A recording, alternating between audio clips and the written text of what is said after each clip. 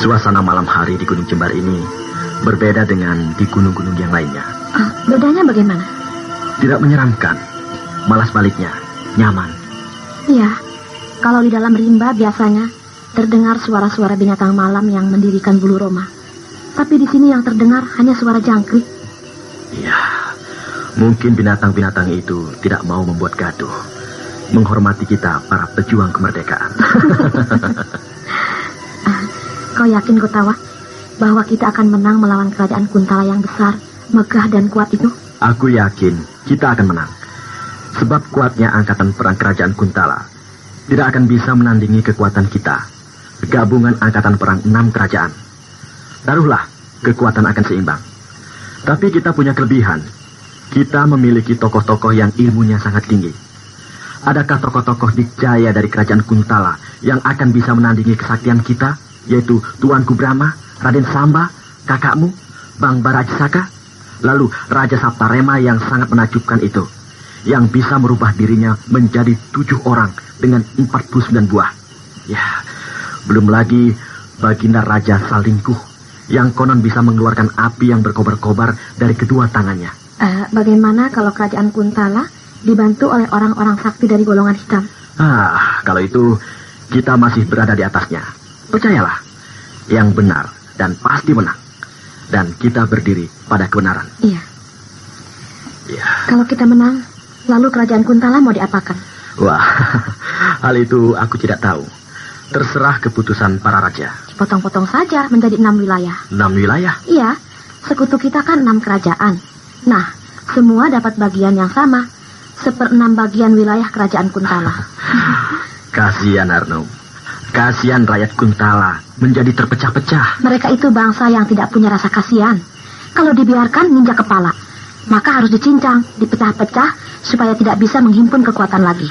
Untuk mencegah penghimpunan kekuatan, mudah saja. Kerajaan Kuntala tetap ada, tapi tidak boleh punya angkatan perang.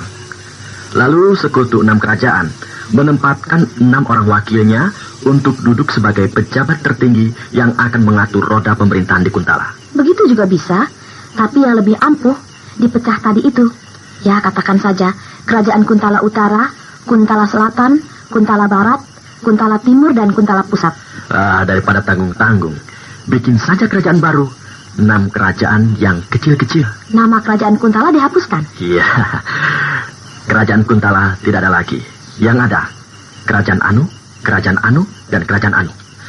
Dan 6 buah kerajaan kecil itu dikuasai oleh sekutu kita, 6 kerajaan besar. Iya, bagus begitu. Jadi kerajaan Kuntala yang menjadi sumber malapetaka itu dilenyapkan. Itu kan baru keinginan kita. Tak tahu lagi keinginan para pemimpin kita. Nanti aku akan usulkan kepada kakakku, Baginda Adisaka. Hari ini aku akan berjumpa lagi dengan Tuanku Brahma. Sudah lama aku tidak berjumpa dengannya. Kangen sekali rasanya. Seorang raja muda yang tampan dan gagah perkasa. Harnum, iya. Kau suka kepada Tuanku Brahma? Takut. Loh, kok malah takut? Punya suami yang tampan begitu, malah tidak tenang. Banyak yang ngincer. Lagi pula, mana mau beliau pada saya? Beliau seorang raja yang besar. Saya cuma rakyat jelata. Pintar juga kau merendahkan dirimu. Padahal kau seorang bangsawan, adik kandung Baginda Raja Kerajaan Niskala, Raja Ajisaka. Yang raja kan kakakku. Aku sih bukan apa-apa. Bisa saja kau. Mau apa kamu, Gotawa? Mengeluarkan panah? Aku harus melepaskan 3 buah panah api sebagai tanda kepada Tuanku Brahma bahwa beliau dan angkatan perangnya sudah boleh naik ke Gunung Jembar ini karena dinilai aman. Oh, wah, hebat. Kau bisa melepas panah. Tidak satu persatu, tapi 3 buah sekaligus. Iya, aku belum seberapa, tapi guruku bisa 10 panah sekaligus. Hebat. Lihat, Tuanku Brahma mendongak ke atas, melihat kepada 3 batang panah api yang aku lepaskan. Iya, berarti beliau sudah tahu kau ada di sini dan keadaan aman. Ayo, kita bersiap-siap untuk menyambutnya. Ya, ayo.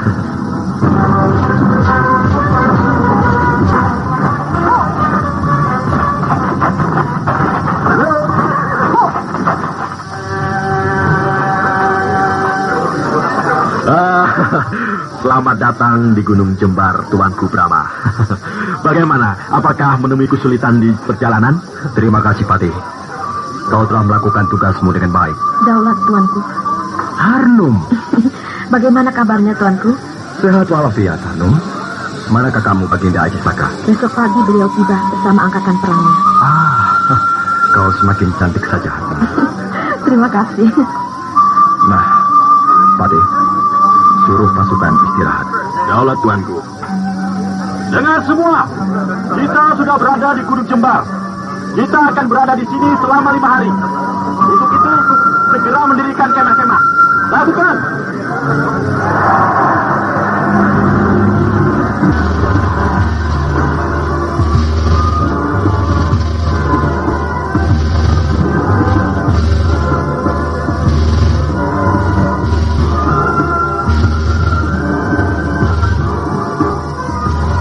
Tuanku Brahma, ada apa, Patih Kotawa?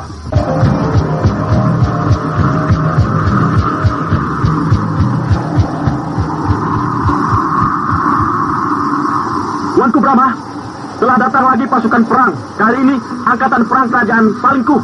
Bagus, sambutlah mereka.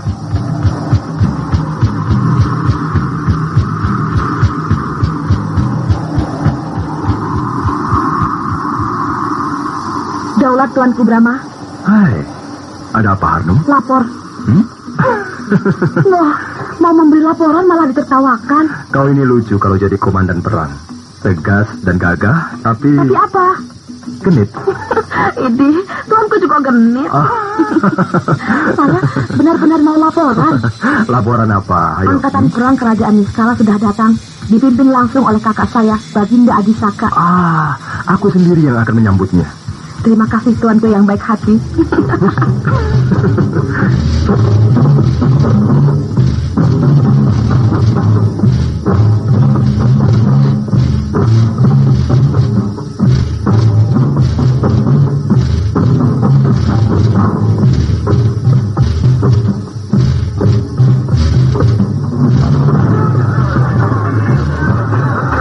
Syukurlah, angkatan perang dari kerajaan-kerajaan sekutu kita sudah datang semuanya. Satu yang belum, Tuanku. Angkatan perang kerajaan Sanggam. Mereka lah yang paling jauh. Kalau tidak siang ini, besok pagi mereka pasti akan datang. Iya, Tuanku. Aku yakin angkatan perang kerajaan Sanggam itu sama dengan angkatan perang lainnya. Dipimpin langsung oleh Baginda Raja Sanggam. Tapi tentu pula didampingi oleh panglima perangnya. Lalu Raden Samba, kemudian Mantili. Iya, Tuanku.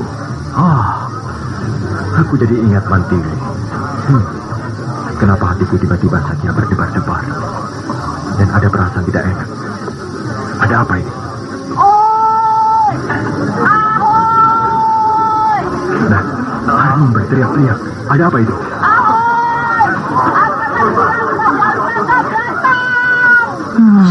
Dugaan Tuanku tepat. Siang ini mereka sudah tiba.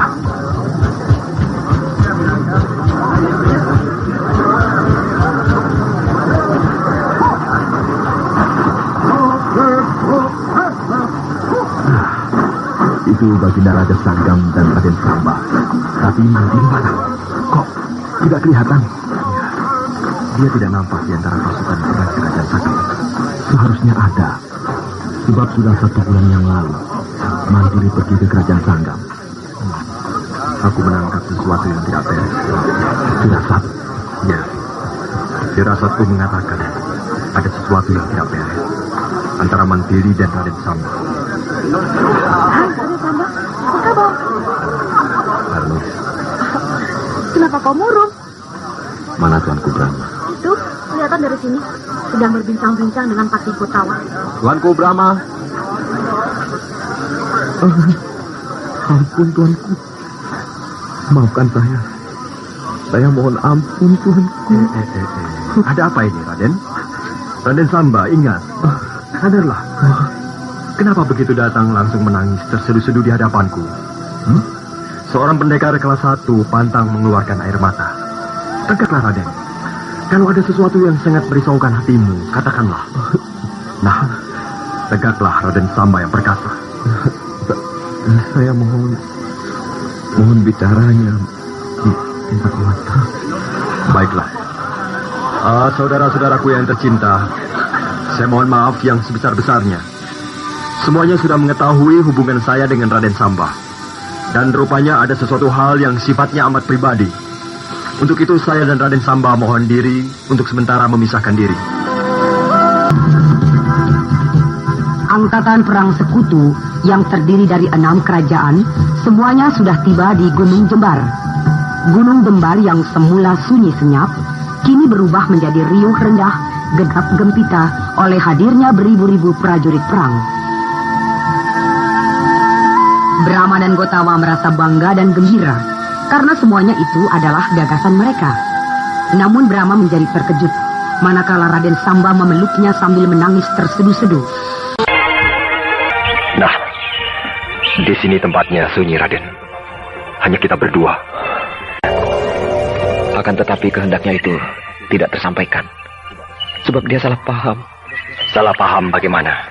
Mantili mengira saya berkas renung. Dewi Harnum? Ya, 5 hari sebelum Mantili tiba di kerajaan Sanggam, Dewi Harnum datang pula berkunjung. Lalu? Seperti Kakang ketahui, Dewi Harnum adalah adik kandung Raja Nistala, yaitu Baginda Ajisaka. Iya, benar. Sebagai seorang putri bangsawan, hamba menganggap dia sebagai tamu agung. Maka saya menyambutnya dengan hangat. Selama 5 hari itu, kami kemana-mana selalu berdua, dan hubungan kami semakin erat. Seperti Kakang ketahui pula, Dewi Harnum sifatnya lincah, periang dan polos. Tak ada rasa risih sedikit pun pada dirinya bila menggandeng tangan saya, atau duduk berdampingan, atau jalan-jalan berhimpitan. Ya, semua itu seolah-olah kami sedang berkasih-kasihan. Nah, saat itulah ketika saya dan Dewi Harnum duduk berdampingan sambil bercengkrama di serambi depan rumah saya, Mantili datang dan melihatnya. Seketika itu langsung dia marah dan pergi tanpa pamit. Kemana perginya? Ya, semula saya mengira pulang ke kerajaan Madangkara. Tetapi ternyata tidak. Hamba tahu Mantili tidak berada di kerajaan Madangkara dari Senopati Ringkin yang datang di kerajaan Sanggam sebagai utusan Kakang untuk menyampaikan surat kepada Baginda Raja Sanggam. Hamba menduga dia pergi ke Gunung Wangsit menemui gurunya. Kenapa kau tidak mencarinya? Dorongan untuk mencari Mantili sangat besar di hati saya. Tetapi terbentur tugas negara yang dibebankan di pundak saya, yaitu memimpin angkatan perang menuju ke Gunung Jembar ini. Saat itu saya benar-benar bimbang dan juga bingung. Namun akhirnya saya memutuskan bahwa tugas negara lebih penting dari urusan pribadi. Iya, kau benar. Dan saya merasa terhibur. Sebab Mantili tahu saat berkumpulnya 6 angkatan perang di Gunung Jembar. Jadi pada saatnya, saya yakin Mantili akan datang juga di Gunung Jembar. Maka disitulah saya akan minta maaf kepadanya, sekaligus menjelaskan duduk perkaranya. Tapi ternyata di sini pun Mantili tidak ada. Ya, mudah-mudahan dia akan cepat datang. Ya, dan begitulah kisahnya, Kakang. Untuk semuanya, saya mohon ampun pada Kakang. Kau sendiri bagaimana? Apakah kau suka kepada Dewi Harnum? Hanya sebatas persahabatan, Kakang. Jauh-jauh dari kerajaan Niskala ke kerajaan Sanggam, hanya ingin menjumpaimu. Berarti dia menaruh minat terhadapmu. Nah, bagaimana pendapatmu? Saya akan berusaha meyakinkannya bahwa saya baik kepadanya hanyalah sebagai seorang sahabat, tidak lebih dari itu. Ya, aku percaya. Sebab selama ini kau jujur. Tapi hendaknya janganlah kepercayaanku itu kau nodai. Mantili adikku satu-satunya. Dia permata hatiku. Jantung hati kami sekeluarga. Iya, Kakang. Kalau ada apa-apa dengan Mantili, kau akan menerima akibatnya. Kau akan berhadapan dengan aku sebagai musuh. Ampun tuanku, Kakang Brahma. Yang Widi menjadi saksi bahwa hanya ada Mantili seorang di dalam hati saya, Kakang. Ya. Aku pegang sumpah. Selamat berjumpa kembali, Yang Mulia Sri Baginda Raja Niskala, Baginda Raja Selimbar, Baginda Raja Saptarema, dan Baginda Raja Sanggam. Sampai. Pertemuan kita kali ini bukan di sebuah istana yang mewah ataupun di dalam sebuah gedung pertemuan yang mentereng, melainkan di hutan di puncak gunung yang sunyi. Tidak diiringi suara gamelan yang mendayu-dayu, akan tetapi suara kera dan binatang hutan lainnya. Namun saya kira kita semua sependapat bahwa justru di dalam suasana alam yang murni seperti ini membuat kita lebih akrab satu sama lainnya. Ya, benar, ya. Sekarang marilah kita masuki tahap pembicaraan kita yang paling inti, yaitu mengenai rencana kita untuk melakukan penyerbuan besar-besaran ke kerajaan Kuntala. Iya, betul. Setuju. Di dalam peta ini, jelas sekali nampak Gunung Jembar dan pusat kerajaan Kuntala. Ini Gunung Jembar, di mana kita sekarang berada. Dan ini pusat kerajaan Kuntala. Dari Gunung Jembar ke pusat kerajaan Kuntala, terdapat 8 hambatan. Kalau dikatakan hambatan dan rintangan, kalau kita katakan rintangan. Ke-8 rintangan itu ialah berupa 6 kademangan dan 2 kadipaten. Selain itu banyak terdapat desa-desa yang bertebaran sepanjang perjalanan dari Gunung Jembar ini ke pusat kerajaan Kuntala. Akan tetapi desa-desa tersebut tidak saya masukkan ke dalam daftar rintangan, sebab desa-desa tersebut tidak akan merupakan ancaman yang serius bagi gerak laju pasukan kita. Hai, kawan. Dewi Harnum. Kok tidak ikut pertemuan di kemah utama? Pertemuan itu khusus raja-raja. Selain itu, tidak diperkenankan masuk. Kotawa, Raden Samba kenapa murung terus ya? Sikapnya padaku juga agak dingin. Mungkin bertengkar dengan Mantili. Oh iya, Mantili mana ya? Kok tidak datang di Gunung Jembar ini? Sedang ke Gunung Wangsit. Ada apa ke sana? Menemui gurunya. Mantili itu tunangannya Raden Samba? Iya. Pantas kalau aku dekat-dekat dengan Samba, Mantili kelihatannya kurang suka. Tidak apa-apa. Mantili orangnya baik kok. Aku baru tahu kemarin dari Kakang Aji Saka kalau Mantili tunangannya Samba. Tadinya aku kira teman biasa saja. Memangnya kau naksir pada Raden Samba? Naksir sedikit. Saya kira pertemuan kita ini sudah cukup, sebab kata sepakat sudah dicapai, yaitu lusa pagi, seluruh angkatan perang gabungan 6 kerajaan sekutu serentak bergerak menuju ke pusat kerajaan Kuntala. Brahma. Ya? Mantili belum juga muncul. Raden Samba bagaimana? Semakin gelisah. Lalu Dewi Harnum? Setelah mengetahui bahwa Mantili tunangan Raden Samba, kelihatan dia kecewa. Dan mungkin agak sakit hati. Tapi karena sifatnya yang urakan, tidak nampak ada kesan bahwa dirinya diliputi rasa kecewa. Dari Gunung Wangsit dia langsung menuju ke kancah perang pertama. Ya, sebab kalau tidak, kasihan Raden Samba. Perhatiannya di dalam menghadapi perang besar ini tidak akan utuh. Sebab pikirannya terganggu oleh ingatannya kepada Mantili. Wahai para prajurit kemerdekaan, hari ini adalah hari yang bersejarah, di mana kita akan menghancurkan sebuah kerajaan adik kuasa yang lalim, yaitu Kerajaan Kuntala. Saya merasa bangga dan juga terharu, bahkan bulu roma saya berdiri, manakala melihat angkatan perang gabungan 6 kerajaan yang maha dahsyat ini. Seakan-akan hendak meruntuhkan jagat raya dengan gegap gempita, siap melanda dunia, menggilas para durjana si angkara murka. Maka dengan ini saya namakan Angkatan Perang Dewangga. Wahai Angkatan Perang Dewangga, lenyapkan sang tirani dari muka bumi. Berangkat!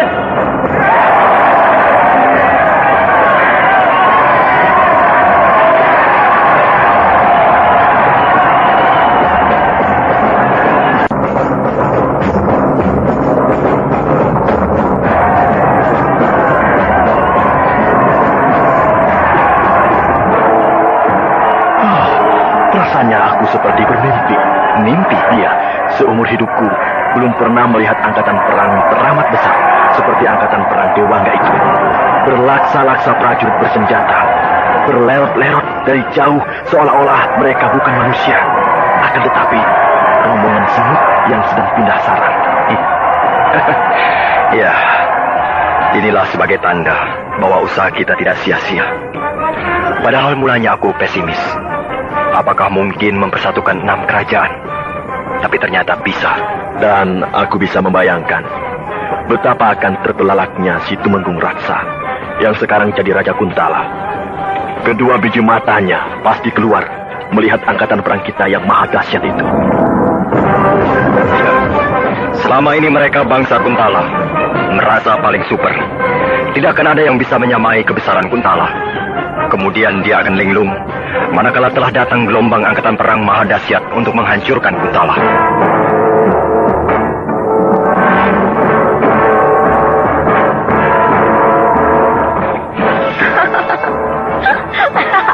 Ada apa, Harnum? Tertawa-tawa sendiri? Geli. Geli karena apa? Kampung-kampung yang kita lewati, semua penduduknya kabur, lari terbirit-birit. Dikiranya kita angkatan perang hantu. Oh, ya. Biarkan mereka. Rakyat jangan diganggu. Nanti juga mereka akan tahu siapa kita dan apa tujuan kita. Iya. Tuanku Brahma, kok diam saja? Loh, aku kan sedang mendengarkan kamu bicara. Marah ya pada saya? Loh, kok marah? Saya suka mendekati Raden Samba dan menggodanya. Padahal Raden Samba tunangan mantili adik tuanku. Kau polos sekali, Harnum. Raden Samba bukan anak kecil, bukan? Dia pasti tahu yang mana teman dan yang mana tunangan. Ya, terima kasih tuanku. Kok terima kasih? Terima kasih tidak marah pada saya. Saya di sini saja. Loh, kau harus berada di dekat kakakmu, Baginda Aji Saka, mengatur barisannya. Kakang Aji Saka galak. Kalau tuanku Brahma, lembut dan sabar.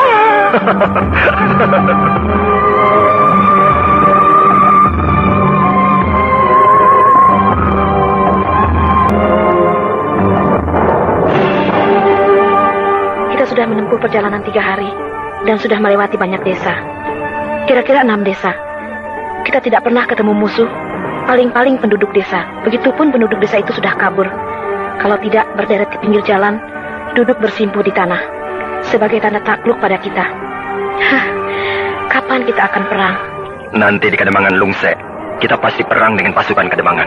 Kapan kita sampai di Kademangan Lungse itu? Besok. Bagus. Saudara-saudara, para panglima perang Angkatan Perang Dewangga. Siaga! Setelah menempuh perjalanan 3 hari, semenjak kita meninggalkan Gunung Jembar, maka besok kita akan mulai masuk ke rintangan pertama, yaitu Kademangan Lungse. Diperkirakan pihak Kademangan Lungse sudah mengetahui kedatangan kita, dan mungkin saat ini mereka telah siap untuk menghadang kita. Maka dari itu, besok adalah merupakan perang yang pertama bagi kita. Untuk itu mulai malam ini, pucuk pimpinan Angkatan Perang Dewangga tidak lagi dipegang oleh Yang Mulia para Raja dan 6 kerajaan sekutu, melainkan dipegang oleh panglima perangnya masing-masing. Siaga! Karena gabungan angkatan perang dari 6 kerajaan sudah dilebur menjadi satu dengan nama Angkatan Perang Dewangga, maka otomatis pula tidak ada lagi angkatan perang yang memakai nama kerajaannya sendiri-sendiri, melainkan memakai nama Dewangga 1, Dewangga 2, 3, 4, 5, dan 6. Panglima perang Kerajaan Niskala. Siaga! Saudara menjadi panglima perang Dewangga 1. Siaga! Panglima Jan Salimbar. Siaga! Saudara menjadi panglima perang Dewangga 2. Siaga! Panglima perang Kerajaan Saptarema. Siaga! Saudara menjadi panglima perang Dewangga 3. Siaga! Panglima perang Kerajaan Sanggam. Siaga! Saudara menjadi panglima perang Dewangga 4. Siaga! Panglima perang Kerajaan Salingkuh. Siaga! Saudara menjadi panglima perang Dewangga 5. Siaga! Panglima perang Kerajaan Madangkara. Siaga! Saudara menjadi panglima perang Dewangga 6. Siaga!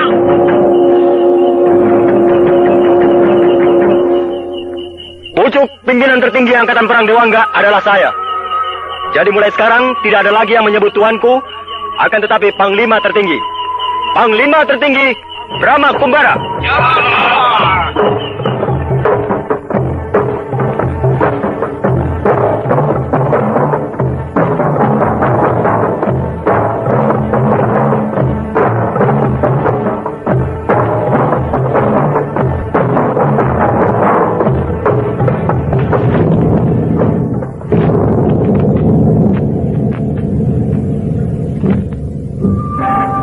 Itulah Kademangan Lungse. Sudah nampak di depan mata kita. Menunggu di sini. Siaga! Sewaktu-waktu siap dikirim untuk membantu pasukan Dewangga 1 bila keadaan membutuhkan bantuan. Siaga! Pasukan Dewangga 1, hancurkan Kademangan Lungse. Gempur!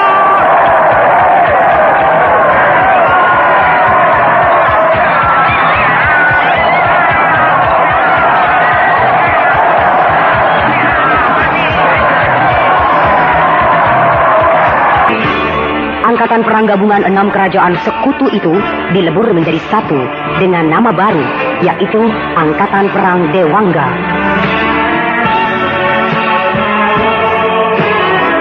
Sungguh fantastis dan menakutkan bagi siapa yang melihatnya. Beribu-ribu prajurit bersenjata lengkap, berbaris, berlerot-lerot, laksana ular naga raksasa yang sangat panjang, melanda, menggilas, menerjang, menggempur segala penghalang yang menuju ke suatu cita-cita yang luhur. Sampailah pasukan perang yang maha dahsyat itu di Kademangan Lungse yang termasuk dalam wilayah kekuasaan Kerajaan Kuntala. Bagaimanakah reaksi Kademangan Lungse menghadapi gempuran gelombang pasukan Dewangga? Makan pisang, nanti keburu mati. Hah? Keburu mati? Kita kan sedang perang. Nah, sewaktu-waktu kita bakal mati. Menyesal kalau tidak sempat makan pisang Kuntala yang enaknya sejagat raya ini. Yang perang kan pasukan Dewangga 1. Kita cuma menunggu di sini. Kalau pasukan Dewangga 1 itu memerlukan bantuan, kan kita juga harus maju. Jangan kita. Pasukan Dewangga 1 tidak akan perang. Loh, perang? Mereka saat ini sudah masek untuk menggempur pasukan Kademangan. Alah, pasukan Kademangan Lungse itu berapa sih kekuatannya? Paling cuma 100 orang. Lah, kita beribu-ribu. Jadi aku yakin saat ini pasukan Kademangan sudah ngacir. Juga Demang dan keluarganya serta penduduknya semuanya sudah menyingkir. Iya. Pasukan Dewangga 1 saja kekuatannya 10 kali lipat kekuatan pasukan Kademangan. Apalagi kalau seluruh kekuatan angkatan perang Dewangga yang maju. Wah, bisa rata dengan tanah Kademangan Lungse itu. Panglima tertinggi Tuanku Brahma, kemana sih? Aku dari tadi tidak melihatnya. Tuh, di sana sedang berbincang-bincang dengan para raja. Benar-benar suatu peristiwa yang paling bersejarah. Bayangkan saja, 6 orang raja turun semuanya, bersatu padu untuk menghancurkan kerajaan Kuntala. Iya, biasanya di dalam peperangan cukup dipimpin oleh panglima perang. Tapi kita tidak bisa menolak keinginan raja-raja itu untuk ikut serta di dalam perang besar ini. Habis rajanya tukang perang sih. Coba kalau rajanya cuma pinter kawin, mana mau dia ikut ke medan perang. Kok ketawa? Kau ini kalau ngomong asal nyeplos saja. Kenyataan bukan? Coba, di mana ada raja yang istrinya cuma 1? Memang permasyuri si 1, tapi selirnya banyak. Apalagi Gundik. Wow, minta ampun, ada yang 40 orang. Apalagi raja-raja di Arabia. Saking kebanyakan Gundik, sampai membuat harem. Harem itu isinya sampai ada yang jumlahnya 60 orang perempuan. Nah, kalau sudah begitu, mana ada waktu untuk mengurus pemerintahan? Tiap hari kerjanya ngatur perempuan melulu. Kalau ada perang, takutnya setengah mati. Soalnya takut kehilangan enak-enak. Anak kecil sudah pintar ngomong yang begituan. Suatu keuntungan bagi kita. Persatuan sekutu 6 kerajaan itu. Rajanya semuanya jago perang. Gemar mempelajari ilmu kejayaan. Sehingga kalau ada perang, selalu berada di tengah-tengah pasukan perangnya. Dengan begitu, semangat pasukan perang menjadi tinggi. Iya benar. Apalagi Raja Madangkara yang bergelar Tuanku Brahma. Meskipun penyabar dan ramah, tapi jelas kelihatannya senang berkelahi. Tuanku Brahma mau berkelahi kalau terpaksa. Sekalipun di dalam medan perang, beliau tidak akan turun sama sekali. Kalau dilihat masih bisa diatasi oleh anak buahnya. Tentu rakyat Madangkara bangga punya raja, masih muda, tampan dan sakti. Jangankan rakyat, aku sendiri sebagai patih bangga sekali punya raja seperti Tuanku Brahma. Tapi sayang. Loh, kok sayang? Raja dan patih sama-sama belum kawin. Ada-ada saja kau ini. Itu lihat, 2 orang penunggang kuda keluar dari Kademangan Lungse dan memacu kudanya dengan kencang menuju ke sini. Harnum, siapkan pasukan. Siapa tahu pasukan Dewangga 1 mendapat kesulitan. Bukan kesulitan, tapi kemenangan. Oh ya? 2 orang penunggang kuda itu anggota pasukan penghubung. Kalau ada bahaya, biasanya memacu kuda sambil mengibarkan bendera merah. Tapi kau lihat sendiri, tidak bukan? Iya, mereka malah mengibarkan bendera hijau. Berarti kemenangan. Tuh, 2 anggota pasukan penghubung itu sudah menghadap kepada Tuanku Brahma. Ayo kita ke sana. Ayo. Saudara-saudara, Dewata beserta kita menang.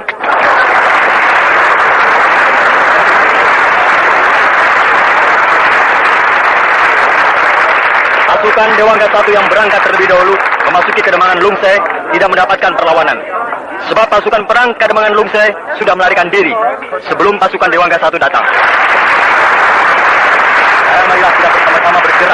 masuk ke Kademangan Lungse yang sudah kalah sebelum perang itu. Lakukan.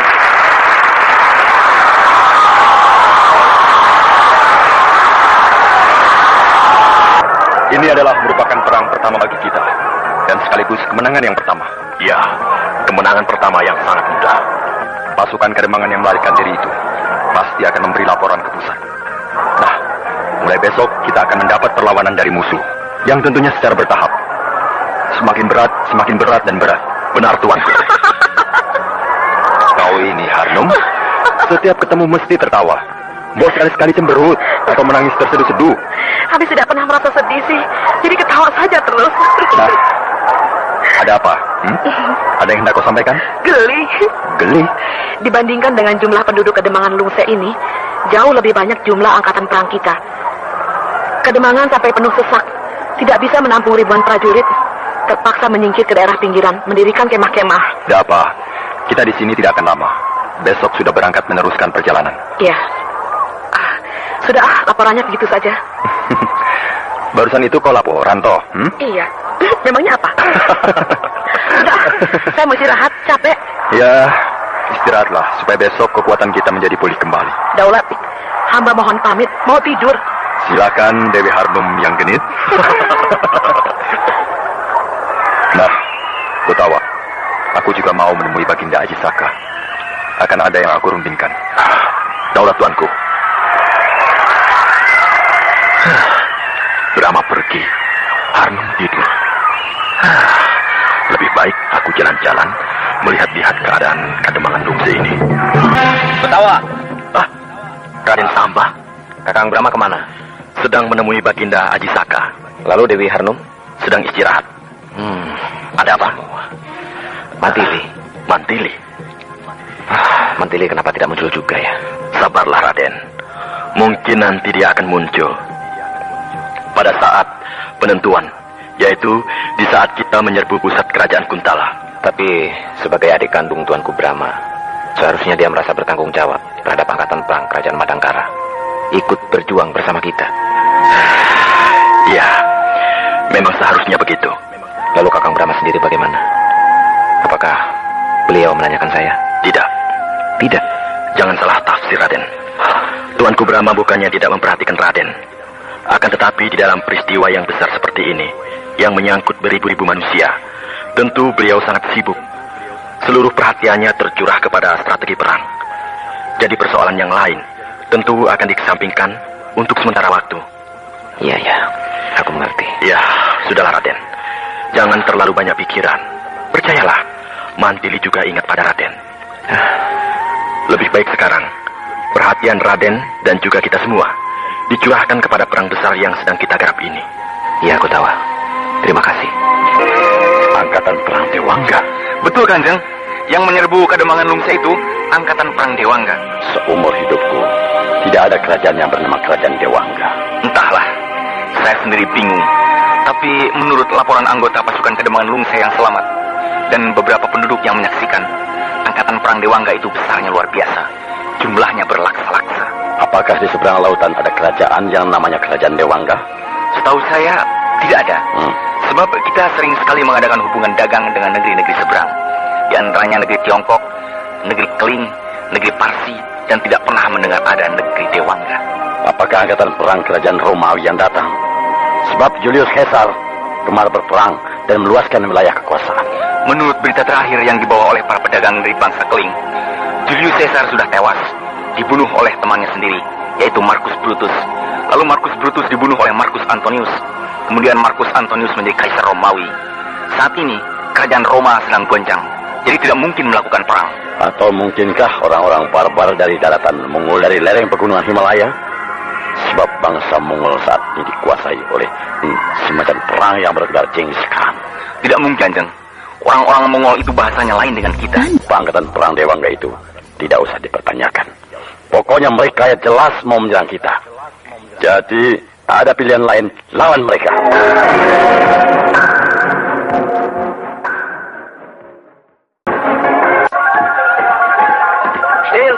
Til, Mantili. Apa? Ada berita hangat, Til. Til. Sudah aku bilang berapa kali, jangan sebut namaku Til. Maaf Til. Aku potong lidahmu baru tahu. Oh, jangan. Ada apa mengganggu aku? Cuma sekedar mau tanya. Tanya apa? Di jagat ini ada yang namanya kerajaan Dewangga tidak? Oh, kau mau menghubungkannya dengan tersiarnya berita bahwa ada pasukan perang yang mau menyerbu kerajaan Kuntala ini? Ya. Yang bernama Angkatan Perang Dewangga? Iya benar. Tidak ada. Tidak ada kerajaan Dewangga. Dan mungkin tidak akan pernah ada. Atau mungkin juga nama kerajaannya lain dengan nama angkatan perangnya. Maksudmu? Misalnya kerajaan Kuntala, angkatan perangnya bernama Angkatan Perang Kerajaan Kuntala. Tapi yang ini tidak. Kerajaan Anu, angkatan perangnya bernama Angkatan Perang Dewangga. Kau benar. Benar? Iya. Angkatan Perang Kerajaan Dewangga itu bukan Angkatan Perang Kerajaan Dewangga, melainkan Angkatan Perang Gabungan 6 Kerajaan. Gabungan 6 kerajaan? Iya. Kerajaan Niskala, Kerajaan Selimbar, Kerajaan Sanggam, Kerajaan Saptarema, Kerajaan Salingkuh, dan Kerajaan Madangkara. Hah? Kerajaan-kerajaan itu bukan kerajaan Kuntala. Benar. Oh. Dan kini mereka bersatu padu untuk menghancurkan kerajaan Kuntala ini. Walah, celaka. Kenapa celaka? Ya, dikeroyok oleh 6 kerajaan. Mana kuat bisa hancur kerajaan kita ini. Kau takut? Tentu saja. Pasti bangsa Kuntala akan dihabiskan semuanya oleh mereka. Tidak, Bung Kei. Mereka tidak akan mengganggu rakyat. Mereka hanya menyerang angkatan perang lagi. Kalau sudah menang, ya sudah. Rakyatnya tidak akan diapa-apakan. Kalau kerajaan Kuntala ini kalah, berarti akan diperintah oleh bangsa-bangsa dari 6 kerajaan itu. Tentu saja. Wah, lalu bagaimana kita ya? Kenapa susah? Ikuti saja apa kehendak mereka. Bukankah kau pernah berkata bahwa tidak peduli siapa yang jadi raja, pokoknya bisa makan, sudah cukup? Ya, mudah-mudahan saja begitu. Mereka tidak kejam, sehingga kita tetap mendapat kebebasan. Seperti sekarang ini. Mereka bukan bangsa yang kejam, juga tidak rakus dan serakah. Sebab mereka adalah bangsa-bangsa yang berbudi luhur. Jadi pasti akan memerintah dengan baik. Tapi aku heran. Loh, heran kenapa? Kau bisa tahu semuanya itu dari mana? Sebab aku orang Madangkara. Hah? Kau bangsa Madangkara? Iya. Aku tidak mengira sama sekali. Tadinya aku kira kau orang sini saja, bangsa Kuntala. Aku orang Madangkara dan juga orang Kuntala. Bagaimana kau ini? Pelintat-pelintut. Kau tahu Tumenggung Ardalepa? Ya, tahu. Menurut cerita Hulu Balang Wantun yang sering berjudi denganku, Tumenggung Ardalepa istrinya orang Madangkara. Namanya Gusti Ayu Gayatri kalau tidak salah. Punya anak 2 orang. 1 laki-laki dan 1 perempuan. Kedua anaknya itu menjadi pemimpin pemberontak di kerajaan Madangkara. Lalu Tumenggung Ardalepa dipecat dan dipenjara. Iya, cerita itu memang benar. Oh, begitu ya. Kau tahu namanya kedua anak Tumenggung Ardalepa itu? Kata Hulu Balang Wantun, yang laki-laki namanya Brahma. Yang perempuan namanya sama dengan kau. Kau tidak percaya aku putri Tumenggung Ardalepa? Masa anak Tumenggung jadi penjahat? Tumenggung Ardalepa itu terkenal pejabat tinggi keraton yang baik. Ramah tamah, halus tutur katanya, baik budi, dan cinta pada sesama. Kalau kau sebaliknya, berangasan, kejam, ganas, urakan, ugal-ugalan begitu. Ya, salah sedikit, main bunuh. Julukanmu saja mengerikan. Si pedang setan. Sebab kelakuanmu persis kayak setan. Sudahlah Mantili, jangan ngaku-ngaku anak bangsawan. Kau ini anak raja penjahat kan? Jadi kau tidak percaya aku putri Tumenggung Ardalepa? Memang kau nampak sebagai seorang perempuan bangsawan, cantik dan anggun. Tapi sifatmu bertolak belakang dengan watak bangsawan. Baik, tunggu sebentar. Mau kemana? Mengambil cincin. Cincin?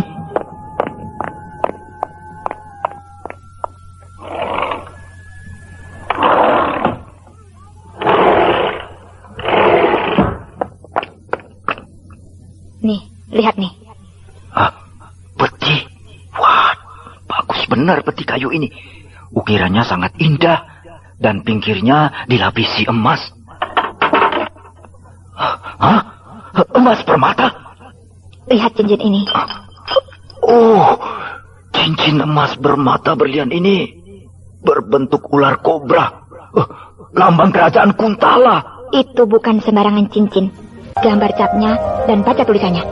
Capnya lambang ular kobra dan tulisannya Senopati Gusti Ayu Dewi Mantili.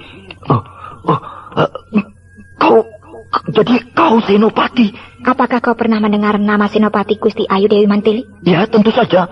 Sebab senopati perempuan di kerajaan Kuntala, ya hanya ada satu. Nah, itulah aku. Oh, iya. Ini perlengkapanku yang lainnya. Nah, ini perisai gelang yang khusus dipasang dan dilingkarkan di pergelangan tangan kiri. Gunanya untuk menangkis serangan pedang musuh. Dan ini kalung. Ini tutup kepala, logam tebal berlapis emas. Dan ini pedang. Oh. Semuanya memakai lambang ular kobra. Dan ada tulisannya namaku. Ya, aku percaya. Aku kira kau Mantili yang lain. Tak taunya Senopati Gusti Ayu Dewi Mantili. Pantas kau sangat dikjaya. Lalu, kenapa kau jadi penjahat? Tidak ikut di dalam angkatan perang Dewangga misalnya? Aku bentrok dengan salah seorang pimpinan angkatan perang Dewangga itu. Bentrok? Bukan bentrok berkelahi, melainkan soal urusan pribadi. Oh iya. Nah, aku ingin dan harus membantu angkatan perang Dewangga. Karena mereka adalah teman-temanku dan saudaraku. Tapi dengan caraku sendiri. Caramu sendiri? Iya. Aku akan pergi ke Pulau Belibis. Pulau Belibis? Di mana itu? Dan mau apa ke sana? Pulau Belibis di Laut Selatan. Tempat pembuangan Sri Baginda Maharaja Kuntala. Oh, benarkah itu? Iya. Aku berhasil menyuap pegawai keraton untuk mengatakan di mana Raja Kuntala yang digulingkan itu dibuang. Jadi aku harus membebaskan Sri Baginda Maharaja Kuntala yang dibuang di Pulau Belibis. Jangan, Mantili. Bahaya. Tentu saja bahaya. Sebab pasti Pulau Belibis dijaga ketat. Tapi bagi pedang setan, tidak ada yang perlu ditakuti. Kau tidak percaya? Ya, aku percaya. Sebab kau sangat dikjaya. Tapi apa? Partai pedang setan mau diapakan kalau kau tidak ada? Aku mengundurkan diri. Hah? Bongkeng, ya. Apalagi yang aku harapkan dari partai pedang setan ini? Berkelahi sudah kenyang. Dari berkelahi dengan penjahat kelas teri sampai kelas kakap, bahkan dengan petugas keraton. Kemudian memeras, menculik, merampok, dan sebagainya. Uang dan harta sudah bertumpuk. Sudah kenyang aku bergelimang kemewahan. Hidup bagaikan ratu di rumah gedong yang laksana istana ini. Dilayani oleh para emban dan jongos, dikelilingi para pengawal pribadi. Aku sangat terkenal dan takuti. Jangankan para penjahat, orang-orang keraton pun gentar bila mendengar namaku. Nah, semua itu sudah cukup. Jangan Mantili. Kau jangan meninggalkan partai kita ini. Kalau kau pergi, pasti hancur kami semua. Sebuah partai besar tidak selamanya jaya, Bongkeng. Suatu ketika pasti akan mengalami masa suram. Di dunia ini tidak ada yang langgeng, bukan? Ya, itulah yang aku takutkan. Kau takut jatuh miskin? Bongkeng. Ya. Kemiskinan itu bukan sesuatu yang harus ditakutkan. Lihat aku. Aku putri seorang tumenggung. Kakakku seorang raja. Kalau soal uang, harta, dan segala kemewahan lainnya, segudang. Tapi aku tidak sila oleh semuanya itu. Aku tinggalkan semuanya itu. Aku mengembara, berkelana dari satu tempat ke tempat lain. Ya, kadang-kadang makan, kadang tidak. Tidur pun di atas pohon dan mandi di air sungai. Dikala aku sedang kelaparan atau sedang kedinginan, seorang diri di tengah limbah, atau sedang kepanasan di padang gurun, aku tidak mengeluh. Karena itulah makna dari hidup dan kehidupan, Bongkeng. Ya. Nah, apalagi kau laki-laki, seharusnya lebih tegar daripada aku. Tegaklah, Bongkeng. Jangan takut miskin. Tapi justru kita harus gagah dalam kemiskinan. Lagi pula, bukan aku yang mendirikan partai pedang setan ini, tapi kau. Lalu kau minta aku sebagai ketua. Aku mau. Sebab memang saat itu aku sedang tidak punya pegangan. Karena baru saja aku disakiti oleh laki-laki. Kau sakit hati pada laki-laki? Ya. Laki-laki itu tidak setia. Dia mengkhianati cintaku. Tapi sudahlah. Kau tidak perlu tahu siapa orang itu. Aku sudah melupakannya. Ternyata kau punya cinta juga. Aku manusia biasa, Bongkeng. Aku butuh cinta. Tapi hanya satu kali itu saja, cukup. Untuk selamanya, tidak ada cinta. Nah, kalau kau takut miskin, bawalah semua harta kekayaan. Semuanya itu. Uang, emas permata, intan berlian. Terserah mau kau apakan. Karena aku tidak memerlukannya. Jangan begitu, Mandili. Semua itu hasil jerih payahmu. Kalau begitu, bagikan saja kepada orang-orang yang hidupnya kekurangan. Dan rumah istana ini dijadikan asrama yatim piatu. Ya, saya kira lebih baik begitu. Bongkeng. Ya. Kau mau juga berbuat baik? Dipikir-pikir, bosan juga jadi orang kaya. Tiap hari makan enak. Pakaian 5 lemari. Mau ke kebun saja sampai bingung. Tidak ada baju yang jelek. Belum lagi uang. Kadang-kadang melihat uang jadi cicik. Habis mau diapakan uang sebanyak itu? Ya, terutama kalau tidak ada kau. Aku jadi patah semangat. Mau apa-apa malas. Ya, terus terang, aku tidak mau berpisah sama kau, Mandili. Kalau begitu, kau ikut ke Pulau Belibis? Ya, ikut. Bagus. Saudara-saudara, dengarlah.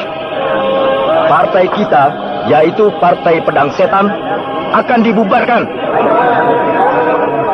Rumah istana ini, yang juga merupakan markas kita, akan diberikan kepada panti asuhan untuk dijadikan asrama anak-anak yatim piatu.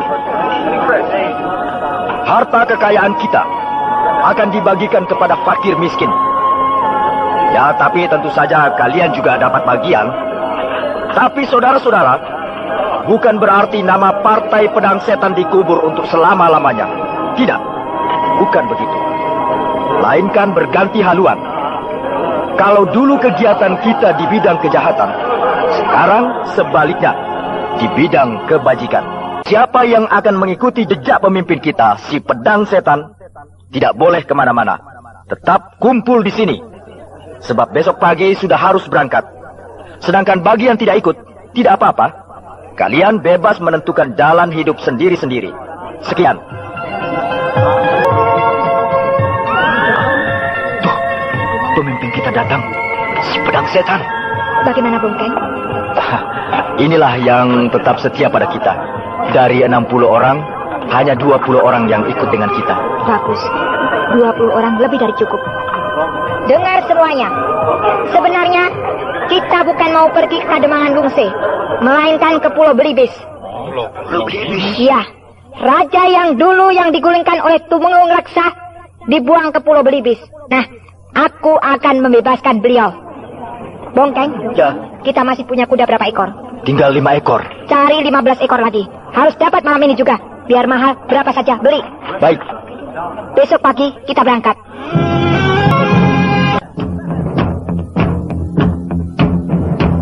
Kurang ajar. Bedebah. Kita tertipu. Ada apa, Kanjeng Tumenggung Gardika? Pagi-pagi sudah naik hitam. Si Pedang Setan itu adalah Mantili. Yang betul, Kanjeng. Ya. Beberapa orang bekas anak buahnya di tempat perjudian ngoceh menceritakan Partai Pedang Setan yang dibubarkan. Sebab si Pedang Setan mau pergi ke Kademangan Lungse untuk bergabung dengan Angkatan Perang Dewangga. Hah? Bergabung dengan Angkatan Perang Dewangga? Kebetulan di tempat judi itu ada seorang anggota pasukan rahasia keraton. Kemudian bekas anak buah Pedang Setan itu dibawa ke pos gardu jaga, lalu ditanyai. Lalu apa katanya? Bekas anak buah Pedang Setan itu tidak tahu nama asli Pedang Setan. Lalu disuruh menunjukkan rumahnya. Ternyata rumah si Pedang Setan itu rumah Mantili. Ciri-ciri orangnya sama dengan Mantili. Kalau begitu, kita serbu saja rumahnya. Dia sudah berangkat ke Kademangan Lungse. Bedebah. Jadi rupanya dia gentayangan di pusat kerajaan Kuntala ini bukan sekedar pesiar seperti apa yang dia bilang, tapi rupanya menyelidiki keadaan. Betapa tololnya aku menyuruh dia menangkap Pedang Setan. Padahal Mantili itulah si Pedang Setan. Tuanku Brahma, ada apa aku tahu? Kita hampir tiba di Kademangan Lintang. Iya, aku sudah melihat Bukit Sangku. Dan di balik Bukit Sangku itulah terletak Kademangan Lintang. Iya, benar. Hentikan pasukan. Berhenti! Semua panglima berkumpul. Semua panglima kumpul!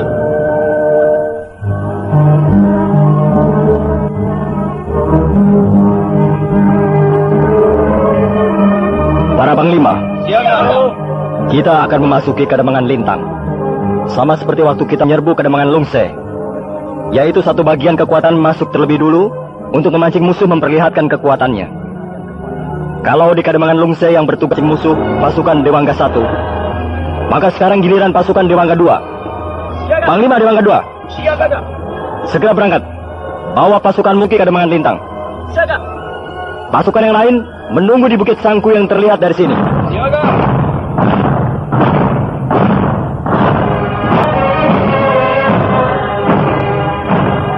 Abah? Harnum? Oh. Bukankah kau tergabung di dalam pasukan Dewangga 2? Iya, benar. Kalau begitu, kau yang mendampingi Panglima Dewangga 2? Iya. Setiap Panglima didampingi oleh seorang bangsawan. Nah, pendamping Panglima Dewangga 2 adalah aku. Aku ikut. Ikut kemana? Ikut dengan kau. Sebagai orang pertama yang harus masuk ke jantung pertahanan Kademangan Lintang. Aku sih boleh saja. Tapi kau harus minta izin dulu pada Panglima Dewangga 2. Sudah. Lalu apa katanya? Malah dia menyuruh aku minta izin padamu. Ya, baiklah. Kau boleh bergabung dengan aku. Harnum. Aku sudah tahu semuanya. Pati Gotawa yang cerita. Kenapa kau tidak terus terang padaku? Dari dulu, bahwa Wantili tunanganmu. Lupa. Kok bisa sampai lupa? Ya, tidak tahulah aku. Coba kalau aku tahu dari dulu, aku tidak akan mengganggu kau. Sudahlah, itu semua kesalahanku. Makanya, kalau sudah punya tunangan, jangan meladeni gadis lain. Gadis yang mana yang aku ladeni? Aku? Aku baik padamu, karena kau sahabatku, tidak lebih dari itu. Syukurlah kalau begitu. Tadinya aku kira kau jatuh cinta padaku. Nah, gapura tapal batas Kademangan Lintang sudah tampak. Ya, dan Panglima Dewangga 2 sudah menghentikan pasukan perangnya. Oh, lihat, Panglima sudah mengangkat tangan kirinya sebagai tanda bahwa aku harus siap siaga untuk segera masuk ke jantung pertahanan musuh. Ya, aku akan mengikutimu dari belakang. Tunggu sampai tangan Panglima turun. Ya. Ya, tangan Panglima Dewangga 2 sudah turun. Iya.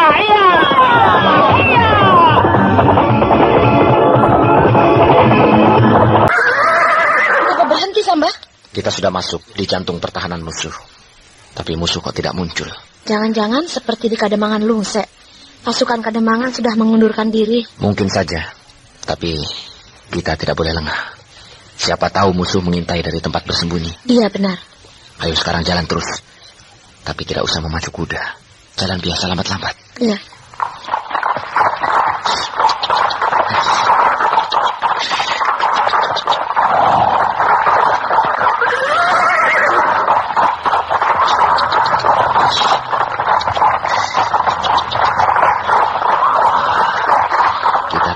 Sampai di Kademangan, sampai mendapat kepastian apakah musuh menyerah atau tidak. Iya.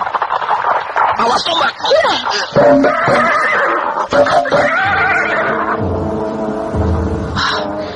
Si pelempar tombak, satu dari kiri dan satu di kanan. Iya.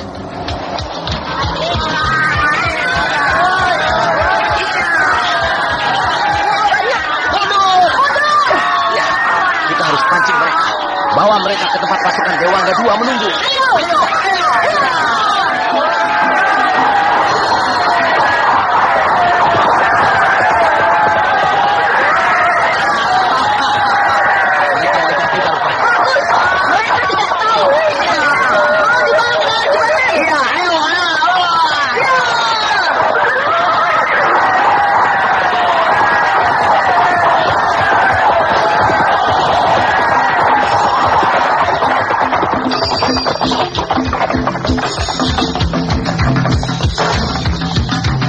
Tolol benar pasukan musuh itu. Mereka terus-menerus mengejar-ngejar Raden Samba dan Harnum. Padahal di kiri kanan jalanan itu, pasukan Dewangga 2 sudah siap untuk menghancurkan mereka. Lihat, Panglima Dewangga 2 sudah mengangkat pedangnya.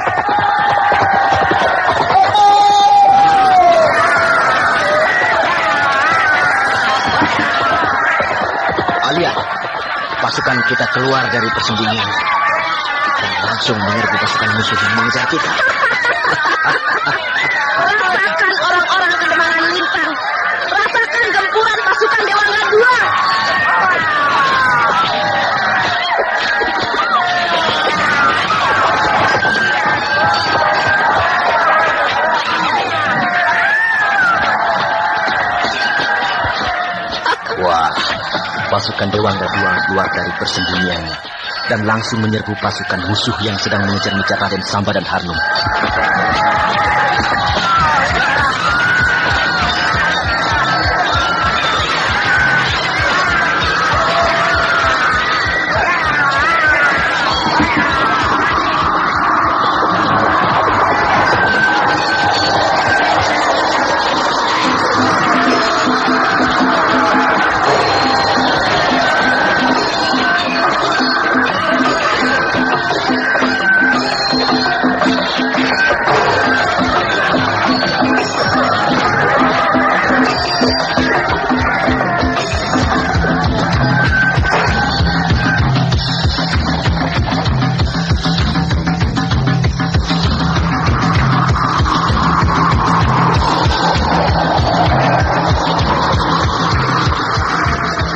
Panglima tertinggi tuanku, Kakang Brahma. Aku di sini, Samba. Musuh sudah menyerah. Pasukan perang Kademangan Lintang menyatakan takluk pada kita. Iya, dari puncak bukit Sangku ini, aku bisa melihat dengan jelas ke arah pertempuran itu. Lalu apakah titah Kakang selanjutnya? Segera masuk ke dalam Kademangan Lintang. Daulat Kakang. Tapi lalu bagaimana dengan beberapa bagian kekuatan pasukan musuh yang melarikan diri?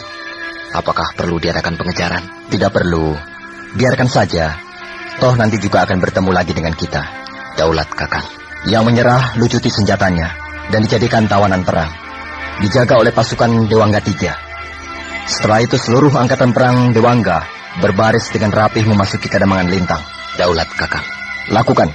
Siaga. Syukurlah Raden Samba tidak kehilangan konsentrasinya. Bagaimana Kotawa?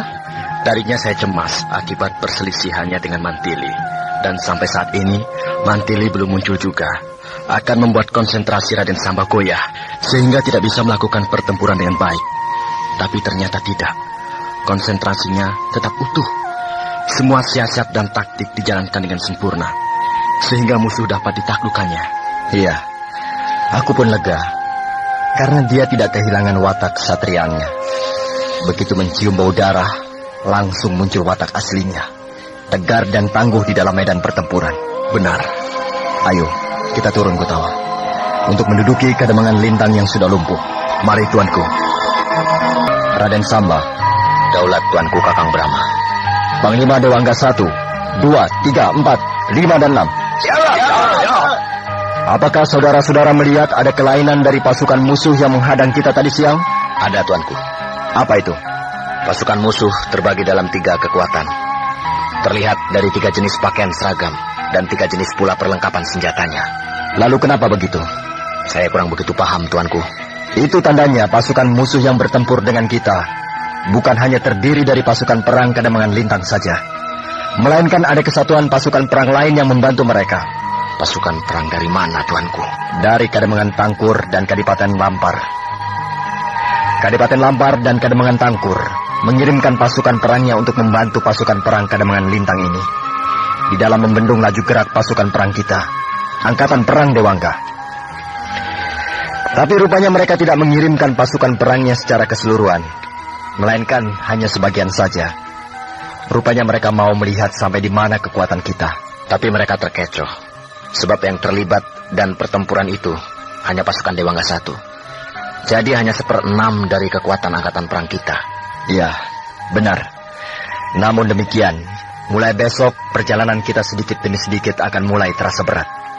Sebab berita munculnya pasukan perang kita yang bernama Angkatan Perang Dewangga sudah sampai ke pusat kerajaan Kuntala. Dan sudah tentu pula, mereka sudah mulai melakukan persiapan-persiapan untuk menghadapi kita. Akan tetapi kalau kerajaan Kuntala mengirimkan angkatan perangnya, akan makan waktu yang lama untuk bisa bertemu dengan kita. Sebab terlalu jauhnya perjalanan yang harus mereka tempuh. Mungkin 26 hari baru bisa berhadapan dengan kita. Jadi yang akan menghadang kita kebanyakan adalah gabungan pasukan perang dari beberapa kademangan dan kadipaten yang akan kita lalui. Sebelum kita sampai di Kadipaten Lampar, masih ada berapa kademangan lagi, tuanku? 1 kademangan, yaitu Kademangan Tangkur. Di Kademangan Tangkur, mungkin kita tidak akan menemui kesulitan yang berarti. Akan tetapi nanti di Kadipaten Lampar, nah, disitulah kita akan dihadapkan kepada perang yang sesungguhnya. Kademangan Lintang jatuh? Benar, Kanjeng Temenggung Gardika. Pasukan perang yang diperbantukan ke Kademangan Lintang hanya sebagian kecil saja, Kanjeng. Hanya untuk mengukur sampai di mana kekuatan angkatan perang Dewangga itu. Kira-kira pasukan perang kita yang diberangkatkan 2 hari yang lalu sudah sampai di mana? Mungkin baru sampai di wilayah Kadipaten Panglayang. Iya. Perjalanan memang terlalu jauh. Tapi kalau kita lebih dulu sampai di Kupit Kumparan daripada mereka, adalah merupakan suatu keuntungan besar bagi kita. Sebab kita dapat menjepit mereka dan menghancurkan mereka di Kupit Kumparan itu. Saya yakin bisa, Kanjeng. Sebab perjalanan kita normal, tidak ada penghalang. Tetapi perjalanan mereka akan lambat. Sebab untuk bisa sampai di Kupit Kumparan, mereka harus melakukan beberapa kali pertempuran. Yang jelas akan memperlambat laju gerak mereka. Kau benar.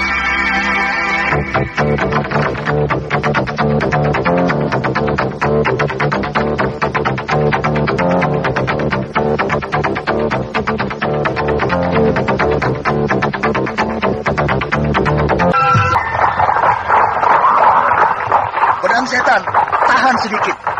Anak buah kita ketinggalan di belakang. Oh ya? Kau berpacu terlalu cepat.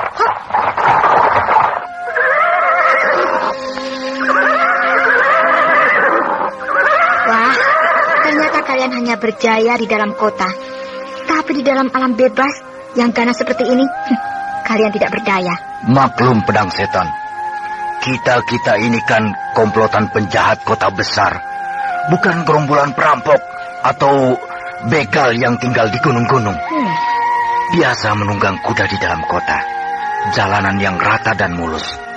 Sekarang di jalanan yang naik turun tidak keruan. Tuh, si Tano. Berapa kali dia jatuh jungkir balik karena kudanya terperosok ke dalam lubang. Dan hampir semua anak buah kita pakaiannya sudah compang-camping dan kulitnya lecet-lecet. Karena kalau tidak begitu ia akan nabrak pohon, tersangkut ranting-ranting dan dahan-dahan. Lalu harus bagaimana? Mau jalan kaki? Wah, kapan sampainya di Pantai Growong? Ya, kita tetap menunggang kuda. Tapi kau jangan terlalu cepat. Biasa-biasa saja. Kalau tidak begitu, bisa-bisa banyak anak buah kita yang hilang di perjalanan. Baiklah, tapi tidak terlalu lambat dan tidak terlalu cepat. Yang wajar saja. Ya, setuju. Ya, banget.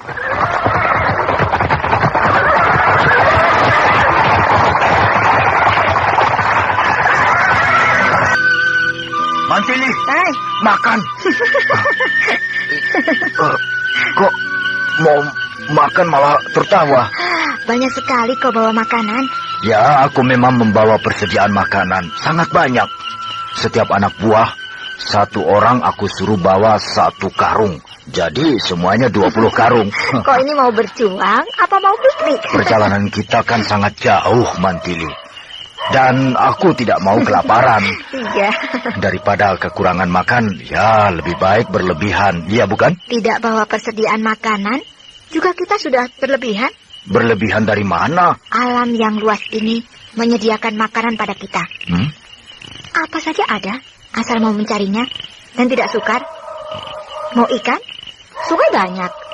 Dari ikan yang besar sampai sebesar paha. Ada. Dari yang tidak enak sampai yang paling enak ada. Mau sayur-sayuran? Oh, segala jenis daun-daunan tersedia lengkap di hutan ini. Melinjo, melandingan, pete, jengkol, sabrek-abrek. Oh iya. Kita saja saat ini duduk di bawah pohon jengkol. Lihat ke atas.